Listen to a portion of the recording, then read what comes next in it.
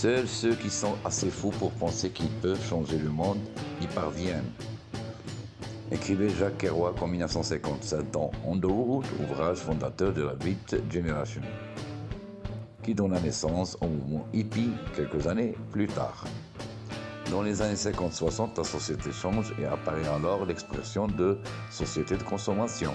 Cette expression est apparue dans les ouvrages de l'économiste américain John Kenneth Galbraith. Ne pensez pas que les hippies ne sont que de doux rêveurs qui fument de l'herbe et gambadant tout nus dans la nature. Vous allez être déçus. Certes, les premiers hippies américains revendiquaient la non-violence, la liberté de se droguer, de vivre librement leur sexualité. Mais ce sont avant tout des militants radicaux, pacifiques, politiquement très engagés, qui brûlent en public leurs papiers militaires pour éviter d'être envoyés en Vietnam et appellent à la désobéissance civile. La naissance des hippies. Les hippies sont les enfants du baby boom, cette génération née juste après la Deuxième Guerre mondiale. Des hippistes convergent vers San Francisco, prenaient le nom des hippies et les manifestations contre la guerre du Vietnam les réunissent partout dans le monde. Les hippies n'essaient pas de convaincre, ni de retenir, mais d'être en contradiction avec la société qu'ils critiquent, parce qu'ils exprimaient une rupture avec la société de masse. Les hippistes sont avant les hippies, ils écoutent du rock, du blues, du bebop. Dans les années 1965, une presse contre-culturelle, un mouvement culturel contestataire naît.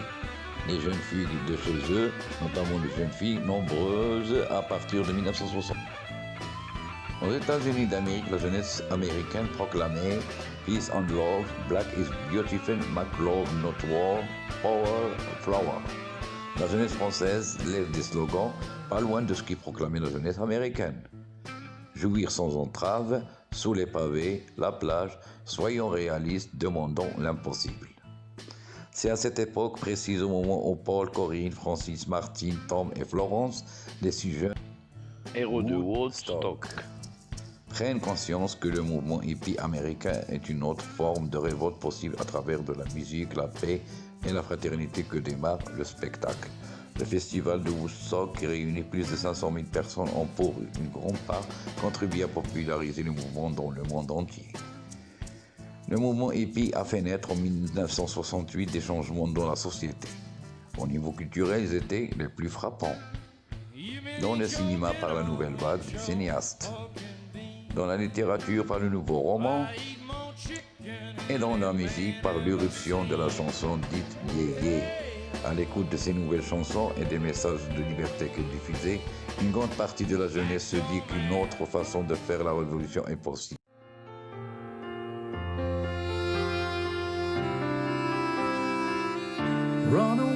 Run away if you can't speak. Turn the page on a world that you don't need. Wide awake and you're scared that you won't come down now. Didn't I tell you you were gonna break down? Didn't I warn you? Didn't I warn you? Better take it easy. Try to find a way out. Better stop believing in yourself. We build it up, we tear it down. We leave our pieces on the ground. We see no end, we don't know how.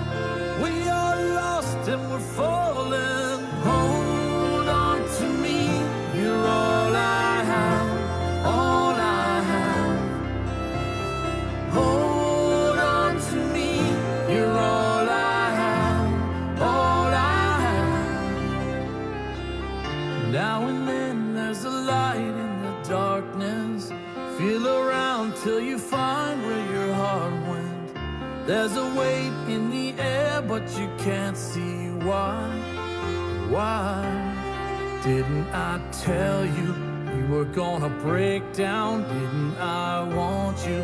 Everybody wants you. Tell you what you need and give into your bleeding. Never any feelings for yourself. We build it up, we tear